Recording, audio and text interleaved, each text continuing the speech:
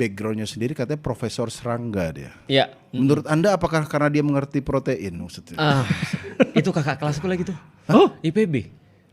Emang iya beneran serangga dia? Iya kan kalau nggak salah HPT ya, hama penyakit tanaman ya kalau nggak salah ya. Oke, saya nggak tahu. Saya jadi baru tahu jurusan Pak Dadan itu kan IPB, berarti kakak kelasku tuh. Yeah. Nah dan sebenarnya gini, kalau aku secara pribadi ya, aku juga tidak selalu mengharuskan bahwa saya pemimpin itu harus selalu yang paling ahli, enggak. Bahkan aku selalu ngomong di mana-mana yang namanya leader itu harus generalis. Tidak harus teknis gitu kan ya. Karena dia harus memahami setiap prosesnya kan gitu kan ya. Kalau dia terlalu teknis ya lebih baik dia di bawah aja.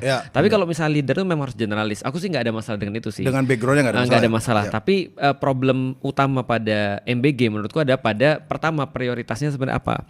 Karena gini sebenarnya. Aku tuh membesarkan anak itu adalah termasuk yang strict. Dan aku pikir negara ini kan harus memandang kita kan seperti anak-anaknya ya. Nah bagiku secara pribadi karena aku orang Cina, aku diajarin benar bahwasanya makanan itu tidak lebih penting daripada tujuan hidup. Nah, jadi Sun Tzu tuh pernah Sun Tzu pernah ngomong gini, kalau andai kan ada 3 pada sebuah bangsa, senjata, letus makanan sama harapan. Kalau ada yang harus diserahkan terlebih dahulu, ya pasti senjata. Karena orang makan pasti bisa buat senjata.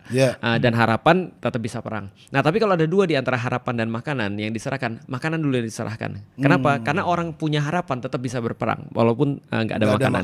Tapi kalau ada orang punya senjata, orang punya makanan, nggak punya harapan, maka dia percuma, dia akan defect kepada musuhnya.